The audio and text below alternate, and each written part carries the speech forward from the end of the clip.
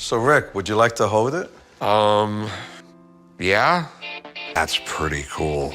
Rick Harrison's journey to fame and fortune is a classic rags-to-riches story shaped by personal adversity and an unrelenting drive for success. Born in 1965 in San Diego, California, Rick's early life was marked by a battle with severe epilepsy, which often left him bedridden. Rather than succumbing to his illness, he turned it into an opportunity for intellectual growth, immersing himself in history, economics, and psychology. Despite never finishing high school, Rick's sharp mind and keen business sense set him apart. Teaming up with his father, Richard the Old Man Harrison, Rick helped establish the gold and silver pawn shop in Las Vegas, setting the stage for a business empire that would later evolve into one of the most recognized brands in the world of antiques. The Pawn Stars phenomenon, a global empire. Rick's big break came when he realized the potential of media in transforming his pawn shop into a household name. In 2009, after tirelessly pitching the idea of a reality TV show to various networks, the History Channel finally gave Rick the opportunity to showcase his business on television. The result was Pawn Stars, a show that quickly became a global sensation. Rick, with his signature half-smile, catchphrase, "You never know what's gonna walk through that door," became an iconic figure in the world of reality TV. Pawn Stars was unlike other reality shows at the time. It wasn't just about the transactions, it was about the stories behind the items, the history, the people, and the hidden treasures that each object held. The show catapulted Rick to fame. His calm demeanor, sharp intellect, and humor made him relatable to millions of viewers. But it was his ability to unearth the truth behind every item that set him apart from other TV personalities. People tuned in not only to watch Rick haggle over antiques, but to witness how he carefully validated their historical worth, weaving intricate tales of each artifact's origin. For Rick, every transaction was an opportunity to impart knowledge to the audience, turning each item into a story of its own. The cracks begin to show.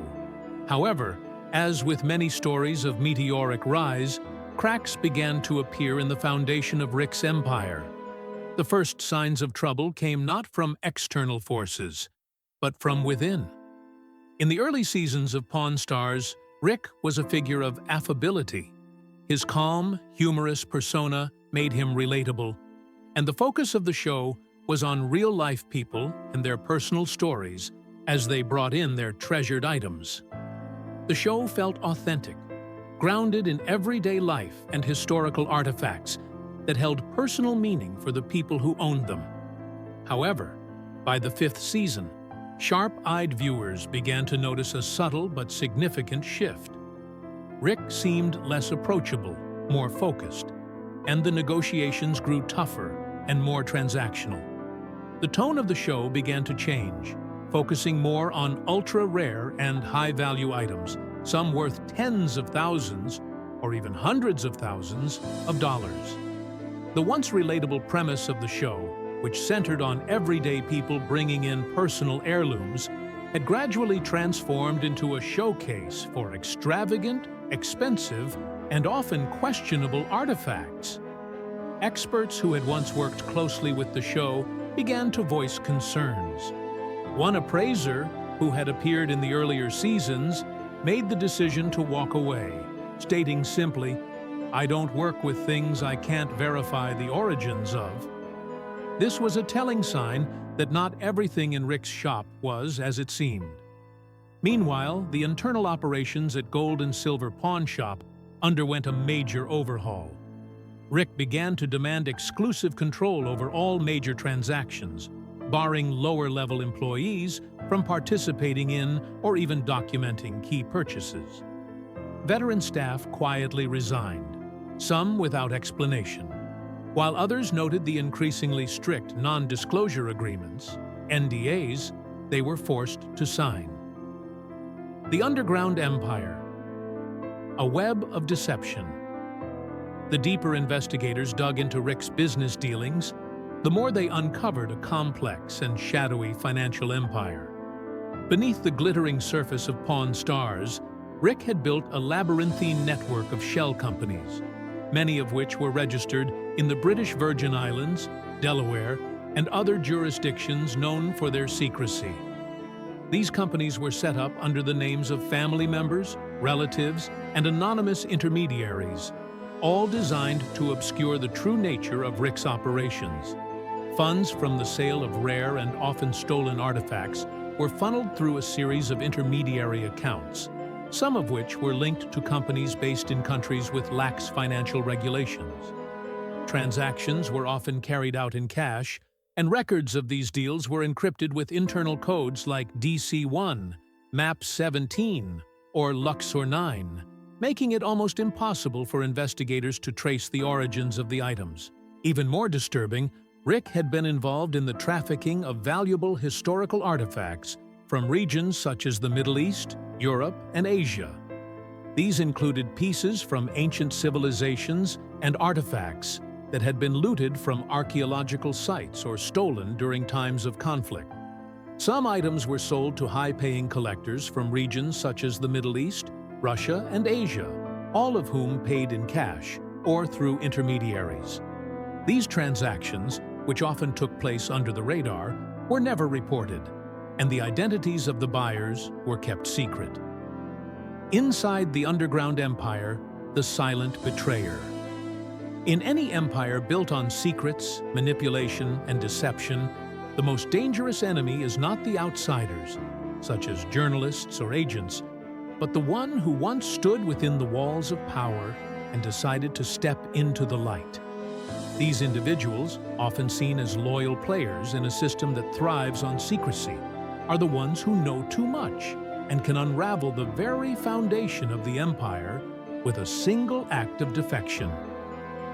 In the case of Rick Harrison's carefully constructed empire at the gold and silver pawn shop, this person was Gary Wexler, a former employee who had worked at the shop for nearly 5 years and had risen to a position of significant trust within the organization. Gary Wexler was no media darling, nor did he seek the spotlight. While the TV cameras focused on Rick Harrison, his son Corey, and the colorful cast of characters that made the show Pawn Stars a global sensation, Gary was content to work behind the scenes. He was the quiet professional, the kind of person who understood the intricacies of high-value transactions and the importance of discretion. His job, as he saw it, was simple: make the deals, keep things running smoothly, and protect the reputation of the pawn shop. But what started as a job for Gary, a career of managing rare and valuable items, slowly began to erode his sense of loyalty as he grew increasingly aware of the criminal activities taking place under Rick Harrison's watch. A quiet observer, Gary's growing doubts. At first, Gary's observations were merely instinctive. The pawn business, especially one as high-profile as the gold and silver pawn shop, is often complex, with transactions involving rare antiques, historical artifacts, and large sums of money. But there was something about the way Rick and some of the shop's top associates operated that didn't sit well with Gary. Items seemed to vanish from the shop's inventory without explanation. Transactions worth hundreds of thousands of dollars were made without proper documentation. No invoices, no clear records, and certainly no explanation about who the buyers were or where the items came from. It was as if there were hidden processes, unspoken rules, and invisible transactions happening just out of sight. Gary, always the meticulous professional, began to ask questions. He had worked in this field long enough to know that every item, no matter how valuable or rare, should have a paper trail. But when he raised concerns, the answers he received were vague at best. At first, it was Corey, Rick's son and a manager at the shop. who brushed aside Gary's inquiries, offering only vague reassurances. "It's handled," Corey would say, or "That's not in your area of responsibility." But Gary's unease grew. It wasn't just one or two missing items, it was a pattern. Valuable artifacts and objects of historical significance were traded, but no one seemed to care about the records. Items with no provenance, no proper authentication, and no history behind them kept showing up on the shop's shelves. Gary's doubts were not rooted in paranoia. He was a professional after all, but in the overwhelming sense that something was wrong. The turning point: the stolen artifact from Syria. The turning point in Gary's growing suspicion came when he discovered something that could no longer be dismissed as a coincidence or oversight. It happened one afternoon when Gary was supervising a shipment from Europe. Among the boxes filled with high-end jewelry and other antiques was a bronze statue that caught Gary's attention. The statue, finely crafted and intricately detailed, had an unusual engraving on it, an abstract yet distinctly recognizable symbol. Gary had seen this symbol before. Several months prior, he had come across a report from Interpol regarding stolen artifacts from the Syrian civil war. The engraving was unmistakable. This was an artifact stolen from a museum in Syria during the war. Gary knew immediately that he had stumbled upon something far more significant than a simple oversight. This statue wasn't just another rare piece of art. It was a stolen historical artifact, one that had been illegally trafficked out of the country. His heart sank as the weight of what he had uncovered settled in. He knew that if he confronted Rick directly, the consequences could be severe. He could lose his job, but worse, he could be drawn into the network of illegal activities that Rick had so carefully concealed from the public eye. Gary wasn't naive. He understood the stakes. He had no interest in participating in criminal activities, nor did he want to be an unwitting accomplice to something far darker than he had originally imagined. The silent observer, collecting evidence. Gary's role in the investigation was far from glamorous. He wasn't out in the field chasing down criminals or making arrests.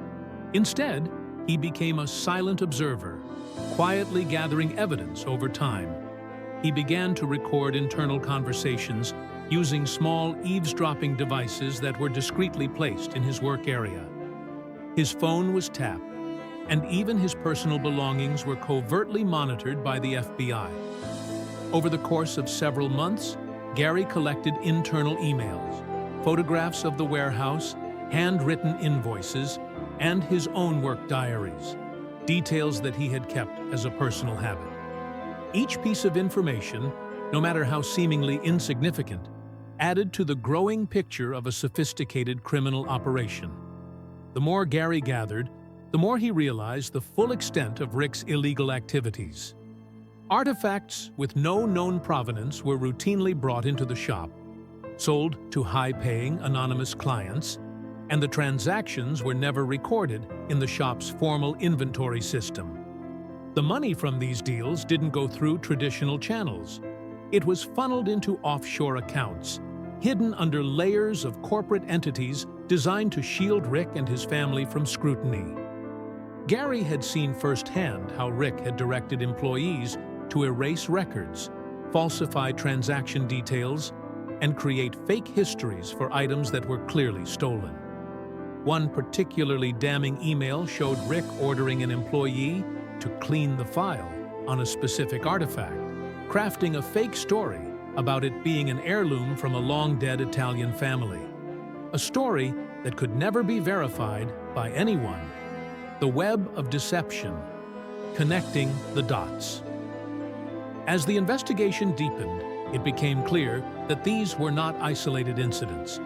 Rick Harrison was not just operating on impulse, he had created an entire system, a web of deception that spanned multiple countries and continents.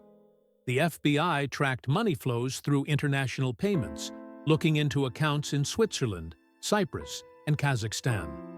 The amounts were staggering, tens of millions of dollars, all funneled through hidden accounts over the course of 7 years. None of this money had been declared to the IRS. It wasn't just about stealing artifacts, it was about laundering money, creating fake transactions, and building an empire based on secrecy and manipulation. The investigation also uncovered a shipment of artifacts temporarily held in a Greek port. Customs officials had flagged the shipment because of discrepancies in the paperwork. Upon inspection, they discovered artifacts from a museum in Rome that had been stolen in 2005. The shipment had been sent from a warehouse on the outskirts of Las Vegas, where Rick had hired workers under the guise of a shell company managed nominally by his son, Corey. The complexity of the operation was breathtaking, and Gary, despite his mounting fears, had remained the quiet observer, providing the FBI with the tools they needed to dismantle the empire. The Raid, Unmasking the Legend. The final act of the investigation came on January 10, 2022, in a pre-dawn raid. The FBI had gathered enough evidence to take action. A convoy of unmarked SUVs quietly approached the gold and silver pawn shop. The neon lights from the Las Vegas Strip flickered in the distance, but the shop, a landmark in the city, was about to be revealed as something far darker than a tourist attraction. With a search warrant in hand, FBI agents moved swiftly, cutting the surveillance camera's feed and slipping in without a sound. Inside, the shop appeared unchanged. The showroom was pristine, filled with the same vintage items that had made the shop famous on Pawn Stars. But it was the back offices and the sealed basement that held the true secrets.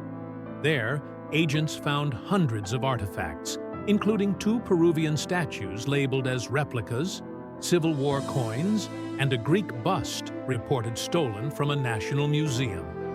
None of these items had the necessary legal documentation. They were part of a larger, far-reaching criminal enterprise that had operated under the guise of a legitimate pawn shop. Simultaneously, another team raided Rick's private residence. Rick was there, but he did not resist. He remained silent as agents uncovered more incriminating evidence: ledgers detailing off-the-book transactions, passports indicating travel to Middle Eastern and Eastern European countries, and flight records that matched the suspicious transactions. The investigation had come full circle, and Rick Harrison's carefully constructed empire was about to be exposed. Wexler's journey. From suspicion to revelation, Gary Wexler had once been a loyal employee, committed to the mission of gold and silver pawn shop, but his growing suspicions about Rick Harrison's operations gnawed at him. As the years passed, Wexler began to notice the discrepancies, subtle at first, like the odd cash transaction here and there, and the occasional whisper about a secret deal or a rare item that never quite made it to the shelves. At first, he chalked these anomalies up to the chaos of running a pawn shop. But as time went on, it became clear to him that something far darker was at play behind the scenes. The more Wexler learned, the more his suspicions solidified into certainty. Rick Harrison, the charming, larger-than-life figure the world knew from Pawn Stars, was not merely trading in historical artifacts. He was facilitating the illegal smuggling of priceless treasures, laundering money, and using his TV fame to mask criminal activity. Wexler, who had once respected Rick as a mentor and father figure, found himself trapped in a moral dilemma. His role at the pawn shop, while relatively low-key compared to Rick's, had afforded him a front-row seat to the underbelly of this operation. The power of fear and silence.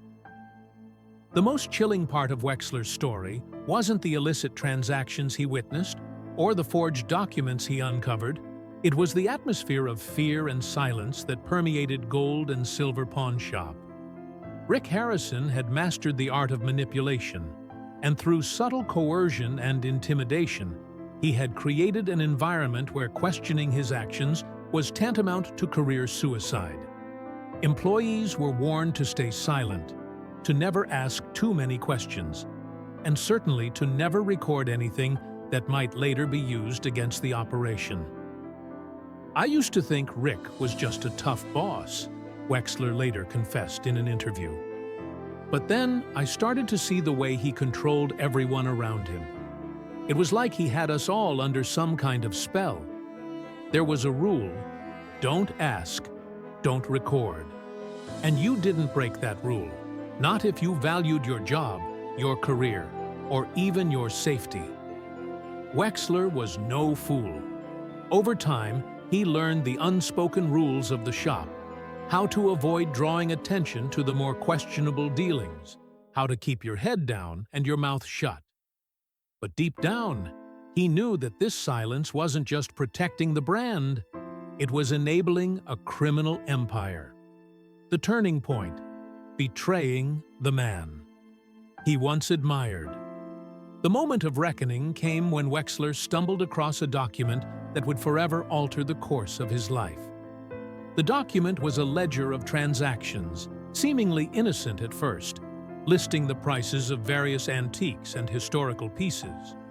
But as Wexler dug deeper, the truth emerged. These weren't just appraisals of legal goods. They were coded entries, designed to disguise the illicit trade in stolen artifacts. The smuggled items, which included ancient Egyptian statues, priceless manuscripts, and even stolen religious artifacts, were passing through gold and silver pawn shop as if they were regular inventory. At first, Wexler couldn't bring himself to act. He had known Rick for years, and the thought of betraying him was unbearable. But as the enormity of the crime sank in, Wexler realized he had no choice.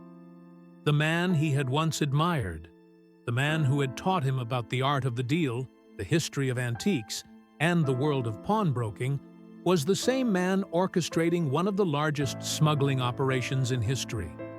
When asked why he chose to betray his former boss, Gary replied simply, "Because I used to believe in him, but I couldn't stand by and watch the truth be distorted just to protect a brand." In the end, it was Wexler's decision to contact the FBI that set the wheels of justice in motion. Without his courage to step forward, Rick Harrison's empire might have continued unabated, and the truth would have remained buried beneath layers of celebrity and illusion. The final verdict: a moment of inevitable justice. The jury deliberated for 5 days, but the outcome was never truly in doubt. The verdict was unanimous. Rick Harrison was guilty on all charges: artifact smuggling, tax evasion, money laundering, financial fraud, and deceiving the public. The courtroom was filled with a tense, electric silence as the judge prepared to sentence the former pawnshop mogul. On the day of sentencing, Rick appeared in a pale gray suit, his face gaunt and hollowed from the stress of the trial. The once confident man who had prided himself on his ability to appraise anything that walked through his door now stood before the court, stripped of his persona and his empire. When the judge announced a life sentence without the possibility of parole, citing Rick's systematic and deliberate actions that had caused irreversible damage to humanity's cultural heritage, the weight of the moment hit everyone in the room. For a brief moment, Rick showed no visible reaction. His face remained stoic, his posture rigid. But then, as if the reality of his downfall suddenly caught up with him, he collapsed in the courtroom, clutching his chest. His eyes glazed over, vacant and uncomprehending, and the room erupted into chaos. Paramedics rushed to his aid, but it was too late.